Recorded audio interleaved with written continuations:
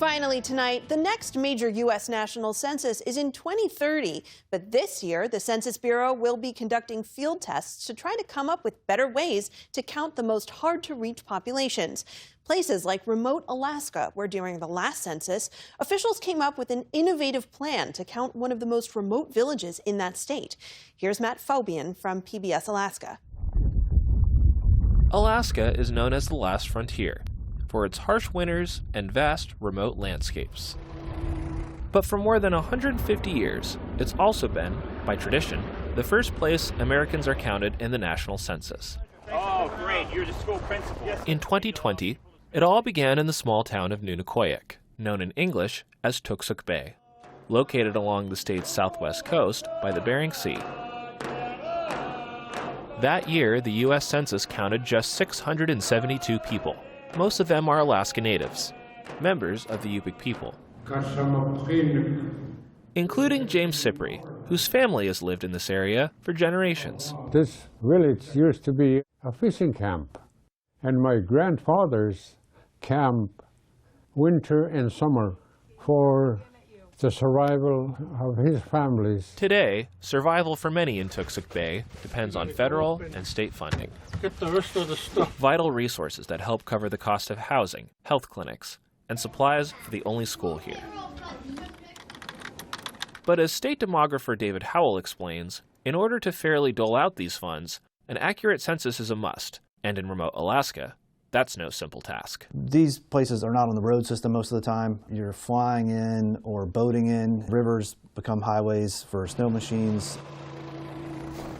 So during the last census, in addition to the traditional door-to-door outreach, they tried something else for the first time. They gave residents the option to submit information by mail or online instead. All census responses are completely confidential. But their efforts to solve one problem quickly created another. Residents voiced concerns about sharing sensitive personal data. They worried their information could be intercepted in the mail or hacked online, and their identities stolen. It turns out those concerns were not unfounded. The state had simulated an attack on residents' census data years earlier. A scenario in which if this data was stolen from the Bureau, how many records could you match to the actual population? And so they were able to match quite a high number. The U.S. Census came up with a plan to address the residents of Nunikoyak's concerns. They embraced a cutting-edge mathematical algorithm called differential privacy. It compiles the big-picture data statistics of a group while protecting specific private information of each individual. It's kind of like if we took a high-resolution picture of this Yupik dance group. We can see facial features that could expose people's identities. The algorithm adds digital noise to blur a few faces slightly, or adds static to the overall photo, and the quality is lowered just enough to protect everyone's identities. The Census Bureau applied that photo-altering principle to Toksook Bay in 2020. They say it helped ease residents' fears and protected their identities. It also produced an accurate count, which made sure needed funding got to the right places. And it's very prohibitively expensive to build. With these grants, they're able to build more homes for people, build community centers, just all sorts of projects are grant funded. If your population is off, you may not get approved for such a thing. Elder James Cypri is excited about how accurate census data can help tackle the desperate needs of his community.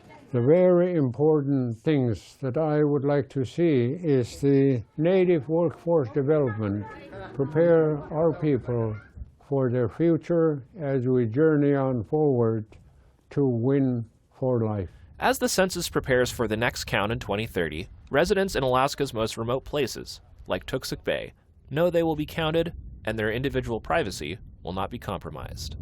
For PBS News Weekend, I'm Matt Fabian in Toksook Bay, Alaska. Wait just a second, we have one more thing to share. We want to say a heartfelt thank you for watching and supporting PBS News. Without you, we simply wouldn't be able to provide the news and the information that you trust. So thank you from everybody here at PBS News.